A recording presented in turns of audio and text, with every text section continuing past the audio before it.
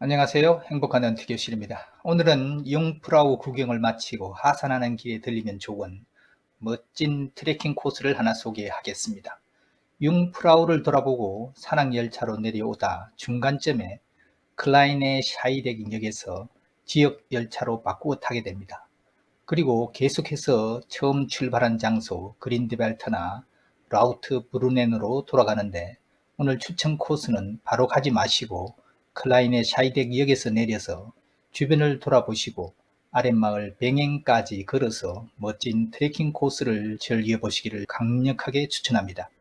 특히 은퇴자나 시니어 분들은 풍경을 놓치지 않기 위한 가장 느린 선택이 될 것입니다. 진심 느린 여행 클라이네 샤이덱에서 뱅행까지 알프스 목동들이 걷던 길을 영상을 따라 트레킹 해보도록 하겠습니다. 클라이네 샤이덱역에서 걸어볼 트레킹 코스는 두 곳입니다. 메인은 물론 클라이네 샤이덱역에서 뱅행으로 내려가는 길이지만 추가로 하나 더, 역에서 라우보 호른산 쪽으로 걷는 길입니다. 출발에 앞서서 먼저 클라이네 샤이덱 역 주변 드문드문 있는 호텔들, 그리고 작은 민박집들 너무나 예쁘지 않으세요?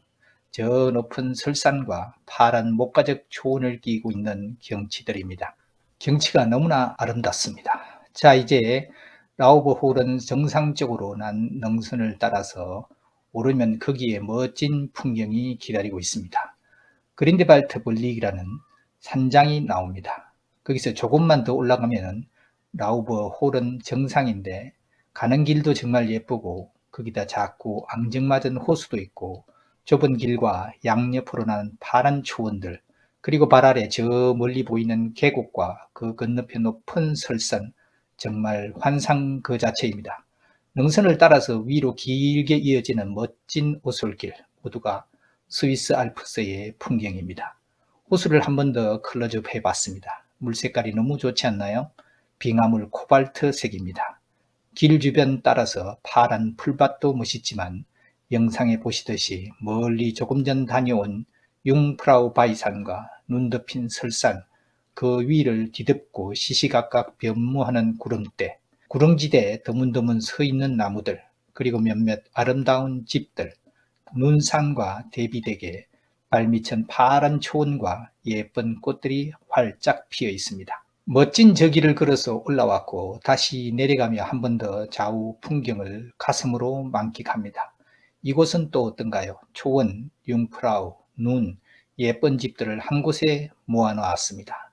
철길과 돌산, 흰 눈, 그리고 떠다니는 구름들. 여기는 산장입니다. 목적지는 라우버 홀은 정상 방향 트레킹이었는데 중간에 비가 와서 돌아서서 내려왔습니다. 걷는 코스도 좋고 거기서 반대편 풍경을 바라보는 풍광도 너무너무 멋있습니다. 시간이 없다면 그린데발트 블릭 산장까지라도 가보시기를 강력하게 추천합니다. 가는 길에는 영상에 보이듯 이런 멋진 모습들을 마음에 깊이 담아오실 수가 있습니다. 6월이라 햇빛은 좀 따갑지만 높은 산 중턱부터 여전히 눈이 덮여 있고, 낮은 지대에는 이미 푸른 파랗게 땅을 뒤덮어 온 사방이 초원이고 그 사이에 꽃들이 만개를 해서 정말 빼어난 경관 자연환경을 뽐내고 있습니다. 거기에 좁은 오솔길, 작은 호수들, 그리고 드문드문 흩어져 있는 예쁜 유럽형 집들, 그리고 풀을 뜯는 소떼, 양떼, 거기다가 눈을 들어서 멀리 바라보면 아이거, 민히, 융프라우 등 눈 덮인 설산이 장관을 이루고 워낙 높은 지형이니 시시각각 형체를 바꾸며 떠다니는 구름들, 잊지 못할 장관입니다. 다시 클라이네 샤이덱역으로 돌아왔습니다. 클라이네 샤이덱에 서면 알프스 3대 봉우리가 한눈에 들어옵니다. 왼쪽에 아이그 북벽, 정면에 민희, 그리고 그 뒤로 살짝 고개를 내민 융프라우. 이 길은 관광객용 트레킹이 아닙니다.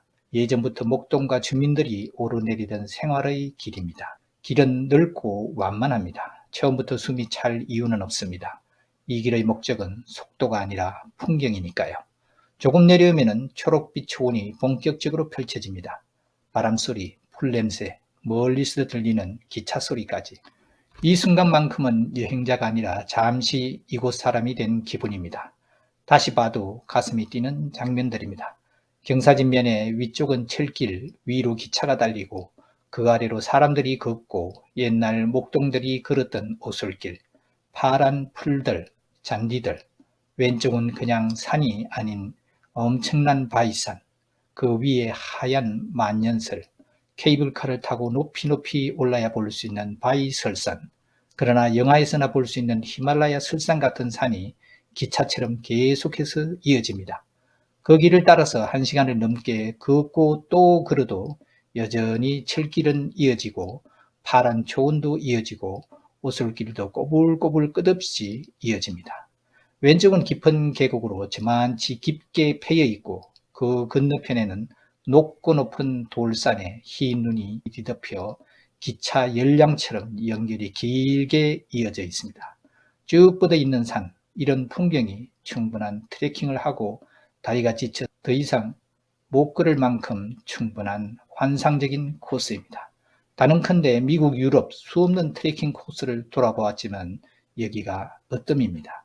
파란 초원만 있는 들판도 금방 질리고 또 높은 산만 있어도 처음은 와와 감탄사를 연발하지만 곧 이내 단조로워지고 거기가 거기 같은 그냥 멋진 산으로, 그러나 이 트레킹 코스는 파란 풀밭, 기찻길, 그 위를 달리는 기차, 왼편은 깊게 패인 골짜기, 그 건너편에 무지무지 높은 산, 이런저런 것들이 이리저리 뒤섞이며 계속 파노라마를 만들어내는 현실이 아닌 듯한 아주 멋진 곳입니다. 6월 초인데 꽃이 피고 파란 초원은 좋지만 사실 날씨가 고산이라 덥지는 않지만 머리 위에 내리쬐는 햇빛이 정말 따갑습니다. 그래서 모자도 모자라 얼굴도 복면으로 가리고 걷고 또 걸었습니다. 자칫 경치에 정신이 팔려서 온몸에 화상을 입어도 모를 수 있으니 몸을 최대한 가리고 뒤집어 쓰고 물을 자주 마시며 트레킹을 해야 탈수 화상 없이 안전하게 알프스를 만끽하실 수가 있습니다.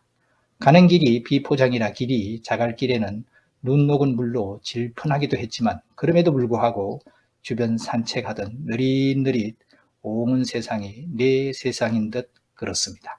기차역 근처 바닥으로 조금 더 내려왔더니 갑자기 주변 풀밭이 파란 정도가 아니라 짙푸른색으로 바뀌고 꽃도 보입니다. 기찻길도 보이고 기차도 보입니다. 왼쪽 계곡 건너편은 높은 설산과 시시각각 변해가는 구름들이 계속 이어집니다. 중간에 예쁜 호텔 겸 산장이 있습니다. 주인장은 정말 나이가 많으시고 아주 오랜 산장이랍니다. 호텔에서 건너편 풍경과 산은 정말 멋있습니다. 와, 이분 누구신지요? 아주 좋아서 죽네요, 죽어. 길 옆으로 철길이 보이기 시작합니다. 이 열차가 바로 웽헤른 알프 철도입니다. 기차는 빠르게 지나가지만 우리는 그보다 훨씬 느리게 움직입니다. 기차에서 보지 못하는 풍경, 잠깐 멈춰서서 볼 수 있는 각도, 걷는 사람만이 누릴 수 있는 알프스입니다. 벤치에 앉아서 아무 말도 하지 않습니다. 이런 시간은 젊을 때는 사치였고 지금은 선물입니다. 여행이 어디를 갔는지가 아니라 어떤 상태로 있었는지로 기억되는 순간입니다. 이 경사면 파란 잔디 정말 그림이지요. 어릴 적 시골에서 소풀을 먹이며 자란 저는 여기서 소 한 마리 풀어서 풀을 뜯게 하고 싶은 생각이 들었습니다. 와, 정말 그림입니다. 산악열차, 철길입니다. 지난 영상에서 소개했듯이 철로 중간에 다른 하나 더 톱니바퀴 레일이 있습니다. 까마득한 저 아래 작은 마을이 경사진 푸른 잔디밭에 벌지처럼 달라붙어 있네요. 시야가 트이면서 아래쪽으로 라우트브르넨 계곡이 보이기 시작합니다. 72개의 폭포가 숨겨진 계곡, 멀리서 보면 절벽에서 흰 실타래를 흘려내리는 듯이 보입니다. 이 길이 특별한 이유는 하산하면서 풍경이 점점 더 커진다는 점입니다. 올라갈 때보다 내려올 때 더 감탄하게 되는 드문 코스입니다. 중간쯤 내려오면 벤치 하나, 작은 오두막 하나가 나타납니다. 굳이 카메라를 켜지 않아도 기억에 남을 장면입니다. 알프스는 보여주기 위한 풍경이 아니라 머물게 하는 풍경이라는 걸 이 구간에서 실감하게 됩니다. 멀리서 작은 샬레들이 하나둘 보이기 시작합니다. 샬레는 독일어로 작은 통나무집입니다. 여기가 바로 뱅잉입니다. 작고 조용한 산마을입니다. 그래서 더 알프스답습니다. 높은 곳에서 내려다보던 풍경 속으로 이제 우리가 직접 들어갑니다. 병행마을도 아주 예쁘게 생겼습니다. 정말 그림같이 예쁜 호텔도 있습니다. 병행에서 바라본 융프라우 쪽 산입니다. 이런 귀여운 수도꼭지도 있습니다. 식수입니다. 높은 빙하물 정말 시원합니다. 병행역인데 정말 소박한 시골 작은 간이역 같습니다. 병행에서는 지역 열차를 타고 다시 숙소가 있는 그린데발트로 돌아오며 보는 풍경도 멋있습니다. 열차를 탔으면 30분도 걸리지 않았을 길입니다. 하지만 우리는 2시간 가까이 걸어서 내려왔습니다. 그 대신 사진보다 오래 남는 장면들을 얻었습니다. 클라인의 샤이덱에서 병행까지. 이 길은 이동 경로가 아니라 하나의 여행입니다. 알프스를 가장 알프스답게 만나는 방법. 다음 이곳에 오신다면 한 번쯤은 꼭 걸어보시기를 추천합니다. 은퇴자가 알프스를 걷는 법은 이 길을 걸으며 많은 생각을 했습니다. 젊을 때 여행은 얼마나 많이 보느냐가 중요했습니다. 하지만 어느 순간부터 얼마나 오래 기억에 남느냐가 더 중요해집니다. 오늘은 알프스에서 가장 바쁜 열차를 타지 않고 가장 느린 길을 선택해 보았습니다. 이렇게 오늘은 유명한 융프라우, 피르스트가 아닌 빠르게 돌아보는 여행에서 놓치기 쉬운 멋진 숨은 트레킹을 돌아보았습니다. 어떠셨습니까? 은퇴자나 시니어분들은 꼭 한번 들려보시기를 강력하게 추천합니다. 다음 영상은 알프스 융프라우 지역을 가는 다양한 루트를 소개하겠습니다. 지역 이름도 좀 생소하고 가는 길도 다양해서 복잡한 길을 미리 좀 알고 가시면 여행에 큰 도움이 될 것입니다. 오늘은 여기까지 하겠습니다. 감사합니다.